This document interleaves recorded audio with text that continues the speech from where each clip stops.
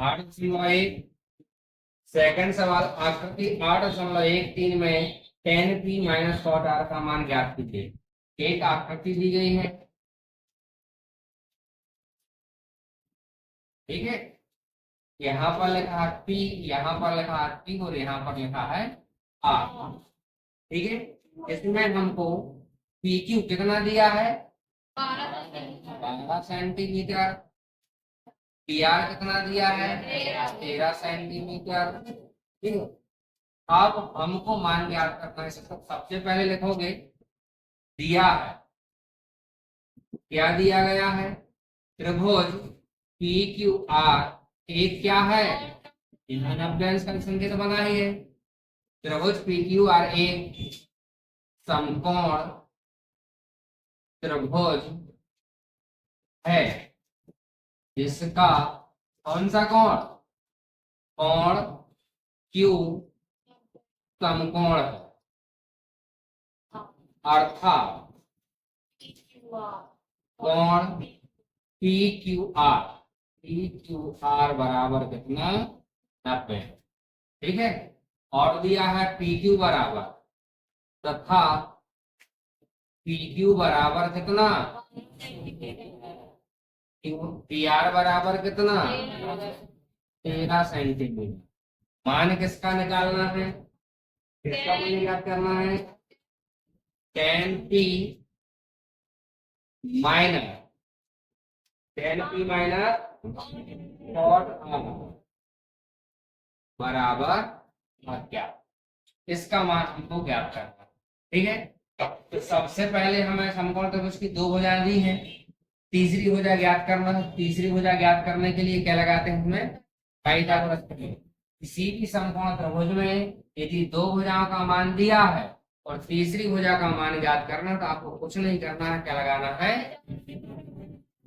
अब समकोण त्रिभुज पी क्यू आर में पाइथागोरस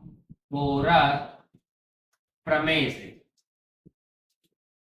क्या होती है? पाइथागोरस प्रमेय कर्ण का वर्ग बराबर लंब का वर्ग अन आधार का वर्ग। कर्ण 90 अंश के सामने जो भुजा होती है वही क्या होती है? कर्ण। कर्ण क्या है? P R. पी आर का क्या जाएगा? वर्ग बराबर लंब पी क्यू का वर्ग प्लस आधार क्या जाएगा? क्यू आर का वर्ग। पी आर का मान कितना दिया है? 13।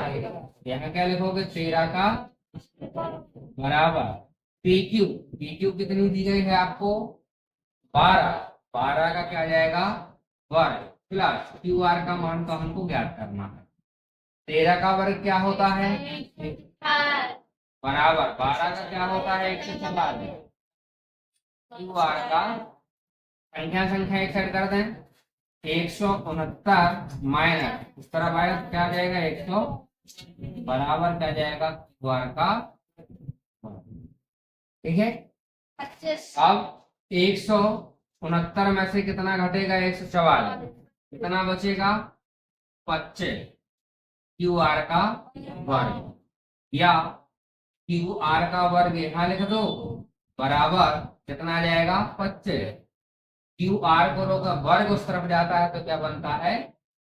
वर्गमूल 25 का। 25 का वर्गमूल क्या हो जाएगा? क्यू आर बराबर कितना आ गया? सेंटीमीटर। तीनों भुजाएं मिल गई।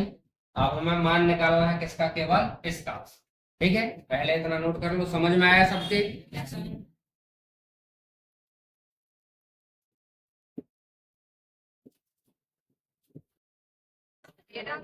हाँ, यहाँ पर देखिए क्यू आर का मान कितना निकाल लिया अपन ने। इनको ज्ञात क्या करना था? tan p, अतः tan p minus cot r बराबर है। सबसे पहले tan क्या होता है? लंब बटे आधार, माइनस cot क्या होता है? आधार बटे लंब।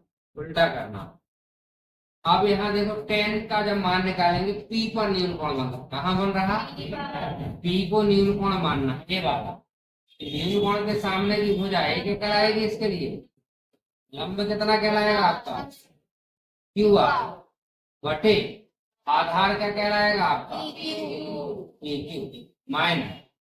अब देखो कहां पर बन रहा कॉट के लिए, आर पर न्यून कोण क्या कहलाएगा, आर न्यून कोण के सामने की भुजा क्या हो जाएगी, क्या आ जाएगा यहाँ आधार, आधार लिखना है आपको क्यू आर, यहाँ पर आधार लिख गया, लंब क्या बन जाएगा इसके लिए पी क्यू।